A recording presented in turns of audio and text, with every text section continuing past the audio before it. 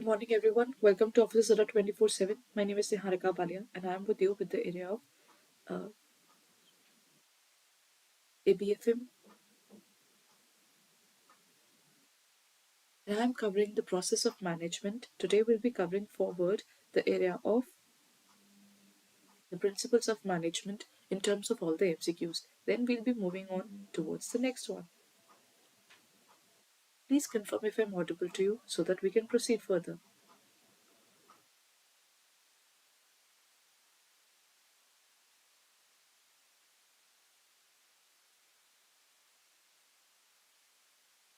Okay, so let's begin with the class today. In terms of principles of management, we are dealing with the first one. It says the derivation of principles of management is a matter of dash and their application is a matter of dash. When you are basically, okay, this is A, this is B, this is C, and this is D. So when we are talking about the various aspects, okay, and we're talking about the various aspects of principles of management, then which particular matter is managed, principles of management are under what, and their application is under what. See, principles of management are more or less something which is basically already defined as general guidelines. But then when those are applied, you and I, we both would be knowing about discipline. But both of us would look at discipline in a different way, isn't it? Both of us would look at discipline in a different way. Why? Because everybody is going to apply it differently. Everybody will have their own ways of applying discipline, own ways of applying punctuality, own ways of applying authority and responsibility. Those are all principles, but everybody applies it differently. So, based upon this fact, our answer is overall it's a science, but people apply it as per their art. Next question. MOST, that's a particular term that is used in the general management. MOST stands for machinery, office, staff, technology, mission, objectives, strategies, and tactics, maximum, output, strategy, tools, and last one is manager, operator, seller, and trader. Okay. In management, we'll be dealing with a good amount of acronyms. Why do we call them acronyms? Because they are ways of learning various concepts in these small terms. So, what is this particular term about? MOST stands for. It says mission, objectives, strategies, and tactics. Mission is basically the soul of the organization. That is the basic reason the entire working starts. Objective is basically something which is based upon mission. Then we lay down our objectives for every year or in the upcoming future that we are dealing with. Then we form the strategies. When we talk about strategies, they are shadows of objectives, because first of all we formulate the objectives, and based upon the objectives we have ways of achieving those objectives which they define as strategies. And if we have strategies, then we'll have small tricks that will be useful in achieving our objectives, which they call tactics. So these are all the foundations of how do we a business can reach their goals. That's how we define this particular term, MOST: mission, objectives, strategies, and tactics. Next question. Manager should have the right to punish the subordinate for willfully not obeying a legitimate order, but only after sufficient opportunity has been given to the subordinate for presenting his or her case. Which principle is being discussed in these lines? Authority and responsibility, division of work, unity of command, or discipline? Okay. Let's talk about it. When the manager should have the right to punish a subordinate, in case the subordinate is not listening to the manager at all, till the time manager do not have an opportunity to give it back to them, that this is not allowed, then he won't be able to control them. And in terms of the working, for sure, it's something. See, if I want to get done my work done through someone, I need to have word with them now. So that is something which we're looking forward to. So this is basically the authority and responsibility, then division of work or unity of command or discipline. When we would like to apply this one, it would be authority and responsibility. Why? First of all, he has the power, and also if he does any damage or if he exploits that particular person, then he is responsible for what he's doing as well. That means in this case, he cannot exploit his people, because in case he's doing that, first of all, the human rights are basically now very strong in our country. And again, if anybody goes and complains about the trouble to the labor court, then also the company's goodwill will decline, and especially the person who is responsible for that manager will face a lot of troubles as well. So the clear condemnation is there. For example, there was a particular person, I think, I just ran out of the name of that particular organization. The particular person, let's say Mr. B, I think that was Bing only. I don't remember the exact name of the company. That okay, let's call it uh, Mr. B of ABC company. He actually threw out almost 900 people in one particular Zoom call, and then he also removed another set of 800, 900 people, or maybe around 500 people in the second Zoom call. After the first Zoom call, people were like, we should have been given a particular time period to recover, or if we were not achieving our goals, we should have been told XYZ things were being told to that particular person. So in the Zoom call, they were clearly stated that you should really look forward to all this scenario. So what was basically said was, this is not the way to let people go of the organization. So then, in terms of their explanation, they gave that they have given enough time. They had mailed to all these 900 people as a warning that you are not achieving the objectives, and even then they were not achieving their objectives. So this is not their problem. So this was something which they stated, and again, this is wrong.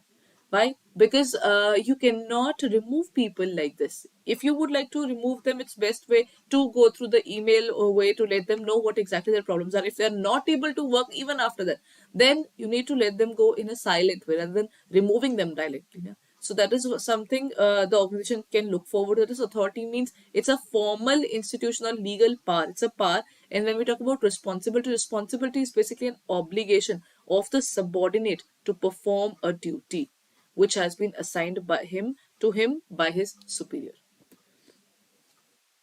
Next is, the interests of an organization should take priority over the interests of one individual employee. See, this is what we have done, that the organization is higher than that of one employee, which principle of Fayol is highlighted in the statement. Centralization and decentralization, scalar chain, subordination of individual interest to general interest, or remuneration of the employee.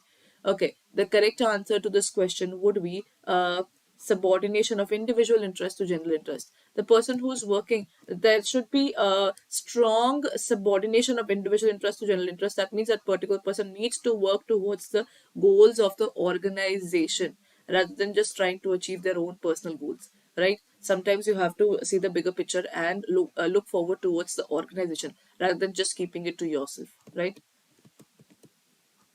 That is subordination of individual interest to general interest. Henry Fayol's principle is there, and it says that the organizational interest must be subordinated to the interest of the organization. Next point, according to Taylor, each specialist is to be assigned work according to his or her qualities. The employees who possess technical mastery should be involved in planning work, whereas those with energy and good health may be assigned execution work. Name the related principle of scientific management. Okay, it says there must be some people who would be involved in the area of planning, and then they are stating there should be certain people who are involved in the area of execution, which they call planning part, and they call this one as production, right? So we have two different sets of people. First is dirt, this is rigs. This is disciplinary, this is time and cost clerk, route clerk, then instruction card clerk and disciplinarian. And then we talk about the production area. This is speed boss, gang boss, repair boss, and inspector. That's how I learned it. That's why I told you that whenever you are learning it, it becomes very difficult to learn these things without any help. So let's look forward to that. Let me explain it to you.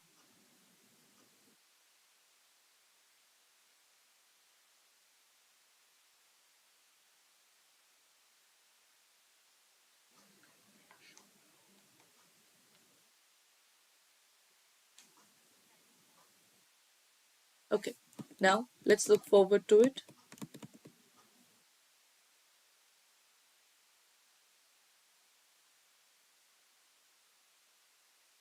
First is DIRT, that is dirt. This is disciplinarian.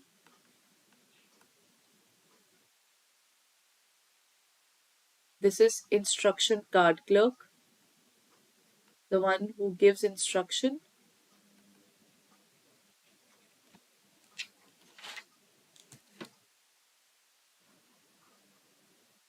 This is route clerk. This is time and cost clerk. So, who's the one? Is it the functional foremanship, science not the rule of thumb, development of each and every person to his or her greatest efficiency and prosperity, or none of them? Okay, then it is functional foremanship. The first one is dirt, the second one was rigs. So this is rigs, this is repair boss, this is inspector, this is gang boss, and this is speed boss. Right? So these are the various people who are involved in the functional foremanship. No, I think the correct answer would be this only. No, no, no. This will look like that. Take it. It says each and special every person should be assigned work according to their qualities. The employees who possess technical mastery should be involved in planning work, and the one who are in good health may be assigned execution work. This is talking about their being in good health and their having a smart brain. That is development of each and every person to his or greatest efficiency. When they say that the certain people should be involved in planning and certain period people should be involved in production, then the entire portion would turn into the development of each and every person. I was looking forward to these questions as well. So this is a very confusing question for me too. If I don't pay attention, then I can go wrong. So that's what I can say. Please pay attention to all these questions. Sometimes it happens that when you are going through the data, it seems to be very similar, but they aren't. Okay. I think that particular question of functional foremanship is also coming. So just be prepared. You will find it out now. Name the principle of management suggested by the Henry Fule, which advocates that there should be good superiors at all levels, clear and fair agreement, and judicious application of the penalties should be there. Authority and responsibility, esprit de corps, order, or none of the above. If we talk about this, none of the principles of management suggested by Henry Fule, which advocates that there should be good superiors at all levels and fair agreement and judicious application of penalties. Okay, what is this about? I think we were done with this. This is basically discipline. This is what we call discipline. The correct answer is discipline. Why? Because people are asked to do certain work in a certain way, and you are told that you are supposed to finish it off within a particular period of time. And if you're not finishing that way, then things are going haywire, right? That is why it says that this kind of work will not be required. Discipline is commonly applied to regulating human and animal behavior to its society or environment it belongs. Next question. Who among the following developed in the techniques of management by exception? Joseph L. Massey, Lester R. Bittel, R. F. Ulrich, or Peter F. Drucker? MBE, management by exception, a very simple term, but talks about that. See, we need to learn the fact that sometimes there are things which we need to leave rather than taking it in our own hands. We need to leave certain things. That is what we call as MBE. We cannot take up everything altogether now. That is, we can define that after this level, then we'll see. Before this level, we shouldn't. That is given by Lester R. Bittel. MBE in a business is a style that is identifying and handling the cases that deviate from the norm, recommend the best practice for the management, MBE has both a general business application as well as a business intelligence application. We would be looking forward to all those things which are going out of the way. Only those things are basically seen, and deviations are basically corrected, and basically they're looked forward to in a proper way. Okay, I think now it would be visible, right? So it is given by Lester R. Biddle.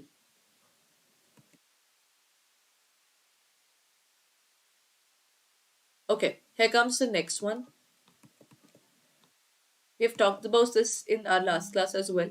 The question says, which of the following scientific management is a violation of unity of command? Unity of command says one organization, no, one superior,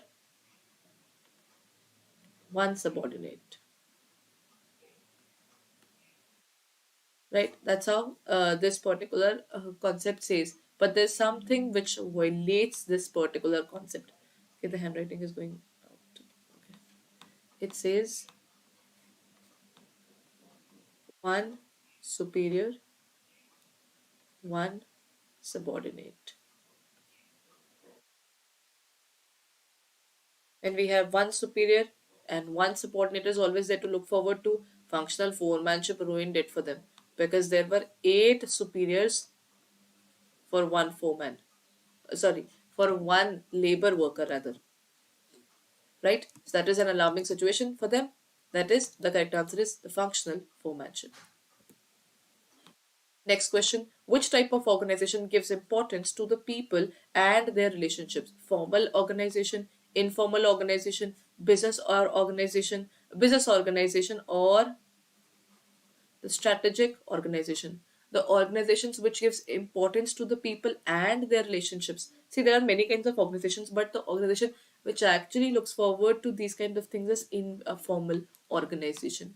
Okay, we all meet through the organization, but there are many people in an organization which end up becoming friends. Why do they become friends? Because they are just working together, and then they realize that we have similarities with each other. That is how the entire working becomes balanced, right? That is informal organization for us. Informal organization is a kind of organization which arises out of the formal organization, right? And it out of that formal organization, these kind of organizations comes out, and then these organizations become powerful at times as well. For example, there are people who have bonded well, they do work for each other, they help each other to grow in the organization. That stronger part can be defined there. Who has given 14 principles of management? Now that comes the next point. See, there are many principles of organizations that we'll be looking forward to. So among them, this is the 14 principles of management were given by Bernard, Henry Fayol, F.W. Taylor, or Fleming. Edward Fleming has given the PDCA cycle. Then Henry Fayol is the person who has given these. F.W. Taylor we have talked about. Bernard is also a very good name in terms of all these areas, right? But the correct answer is Henry Fuel. Okay, I think it would be visible a little less, right?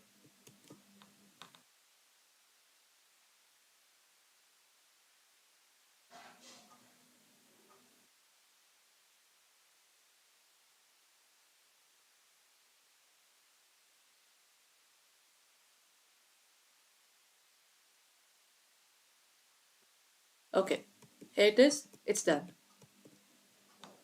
Hope it would be visible. This is where I end my session. Now I'll be meeting you in the next session where we'll be discussing more of this. But before I end my session, our classes are going on. The JIB CIB batches have started. Kindly join it. The second batch for CIB is just coming. I think it has started already. So this is the perfect time. Double validity is going on, everyone. Kindly go ahead and review that particular opportunity to purchase our Mahapacks even at double validity, and that too at 81% discount. So this is a win-win situation for anybody who's looking forward to these. So if you are interested in the CIB classes, all you need to do is you need to go to the CIB area. There you will find our batches. Our official batches are here. The all the batches for the CIB cycle have already begun. So if you're looking forward to it, all you need to do is you can click on the area of CIB. Vishal's class, it just started. The BFM class was there yesterday. The batches timing is clearly stated here. So you can review the class timings